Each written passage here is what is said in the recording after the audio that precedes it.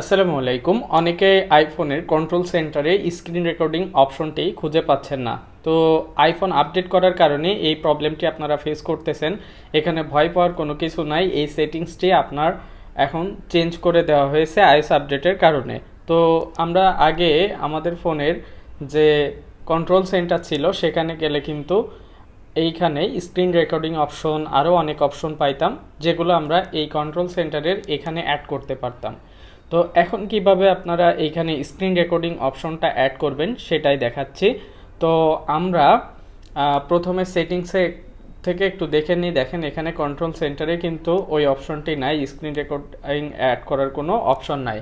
তো আমরা এখান থেকে উপর থেকে নিচের দিকে টান দিলে কন্ট্রোল সেন্টার আসে। এই কন্ট্রোল সেন্টারটি নিয়ে আসবো, আনার পরে এইখানে প্রেস করে ধরবো।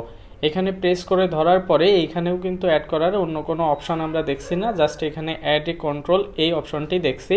এটার উপরে ট্যাপ করব। এটার উপর ট্যাপ করার পরে এখানে কিন্তু আপনি যেগুলো অ্যাড করেন নাই সেগুলো কিন্তু এই যে নিচেও আছে, আপনি চাইলে অ্যাড করে নিতে পারবেন। তো এখান থেকে একটু নিচের দিকে আসবেন এবং ডিসপ্লে অ্যান্ড ব্রাইটনেস যে অপশন আছে এই অপশনটিতে ক্লিক করবেন। এখানে দেখেন যে স্ক্রিন রেকর্ডিং অপশনটা দেখতে পাচ্ছেন, এটার উপর ট্যাপ করবেন। এইখানে আপনার স্ক্রিন রেকর্ডিং অ্যাড হয়ে যাবে। যেহেতু আমার এখানে আরেকটি অ্যাড করা আছে, আমি এটাকে রিমুভ করে দিলাম, দেন এখান থেকে ওকে করলাম।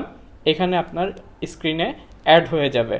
আর একটা বিষয়, অনেকেই স্ক্রিন রেকর্ডিংয়ের সময় সাউন্ডটা পান না।